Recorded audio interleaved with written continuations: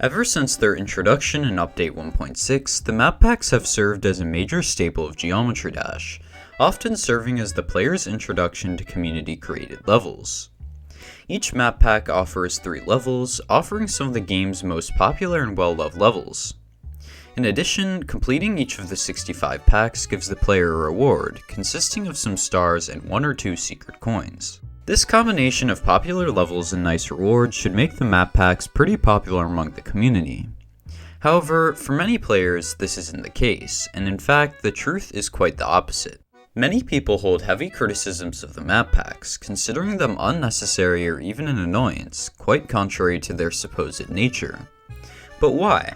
What makes people so ready to condemn something that offers so many positives to the community? Join me as I look at the reasons behind this critical view, and thus why the map packs are the most hated feature in Geometry Dash. Before we start, I want to make clear that I'm just listing the reasons why I believe many people dislike the map packs. Some of these criticisms I consider to be valid, but others I think are rather unfair. In short, this is meant to be an analysis of community opinion rather than me expressing dislike for the packs. With that in mind, let's begin. The first primary reason that the map packs are criticized is the presence of bugs in many map pack levels. In the near decade that Geometry Dash has existed, improving technology such as better monitors and devices has made greater refresh rates and frame rates possible, leading to a revolution of skill and difficulty within the game's community. However, despite the positives, this development has also had some unintended consequences brought with it, including the bugs that riddle many of the map pack levels. Being added at earliest in Update 1.6, many if not most of the map pack levels were built on devices with much lower refresh rates and frame rate capacity, meaning the levels were effectively meant to be played on those settings. While higher frame rates and refresh rates make the game a lot easier to play in some regards, they can also cause slight changes in the game's physics that create bugs, or finicky spots within older levels that may cause them to be more awkward to play. Although these bugs generally tend not to be game-breaking, they certainly make the levels containing them frustrating to play, which is unfortunately something that many of the map pack levels fall victim to. What results is a lot of criticism of the levels in the map packs themselves, which is rather unfair considering the bugs weren't really a problem that any creator could have foreseen. Despite this, the prevalence of bugs in the map packs is one source of the negative attitude many have towards them. The next criticism is one that I find to be quite a bit more unfair and hard to justify, but it is one that is often made nonetheless. Many players tend to write off the map packs as primarily old, bad levels with style and gameplay that they either don't enjoy or find to be unpleasant. It's certainly true that, first being implemented in 1.6, many of the levels in the map packs follow a style of decoration and gameplay that is more akin to the earlier years of the game. However, this doesn't mean that the levels deserve to be called bad or garbage simply for being old. In fact, these levels are stellar examples of the styles and trends of earlier updates, and were really good levels during their time. In other words, just because a level may not conform to your or current ideas of what makes a good level, doesn't mean that it's bad.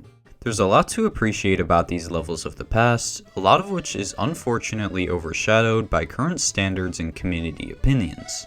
In short, while I don't necessarily agree with the majority of it, criticism of the old gameplay and decorative style of the map pack levels is another primary reason why the map packs have such a poor reputation. However, despite the fact that I disagree with much of the criticism of old levels, there is one criticism of these older map pack levels that I feel does hold some weight, further contributing to the plight of the map packs.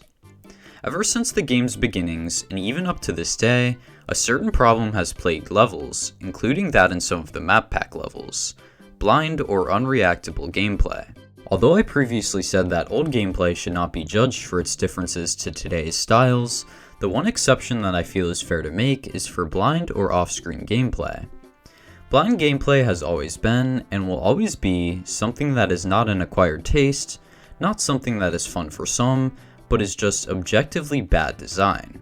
Unfortunately for the map packs, levels from the earlier days of the game tend to struggle quite a bit more with blind gameplay, while modern levels in a larger community are held to a much stricter standard if they expect to be rated. As a result, blind gameplay can be found on various occasions within the map packs, and can be written off as a valid criticism of both older levels and the map packs in general.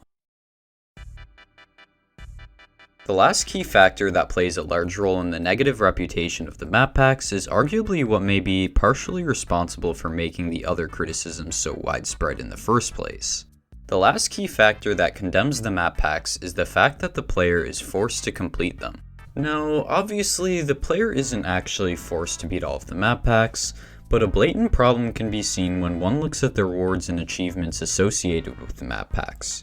These, which award the player for reaching certain thresholds of secret coins, map packs completed, and more, create a sort of obligation for the player to complete the packs. If they want this icon, glow, or UFO, then they have to get a certain amount of map packs done to get there.